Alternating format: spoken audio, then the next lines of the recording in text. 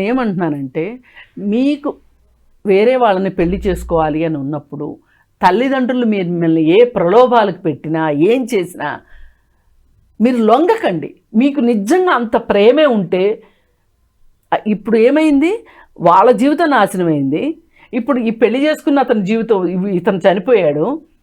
ఇప్పుడు బహుశా ఈమె ఎవరినైతే పెళ్లి చేసుకోవాలనుకుందో అతనే ఈ ఈ సుఫారీ గ్యాంగులు వీటన్నిటితోటి మాట్లాడి అంతా హెల్ప్ చేసుంటాడు ఈ అమ్మాయికి. అంతే అయి ఉంటుంది మ్యామ్. డబ్బు ఏమో పెట్టుండొచ్చు, అతను చేసుంటాడు ఈ పని. ఇప్పుడు అతను లోపలికి వెళ్ళి నువ్వు లోపలికి వెళ్ళి నీ కుటుంబం పరువు పోగొట్టి అబాస్పాలైపోయి, వీటన్నిటికన్నా నాకు బాధ, నువ్వు జైలుకి వెళ్తావా సస్తావా ఏమవుతావు నీ గురించి కాదు కన్సర్న్. ఆ అబ్బాయికి ఏం పాపం, పాపం పుణ్యం సంబంధం లేదు. ఆ తల్లిదండ్రులు వాళ్ళు బతికున్నంతకాలం వాళ్ళ కొడుకు గురించి ఏడుస్తారా ఏడవరా?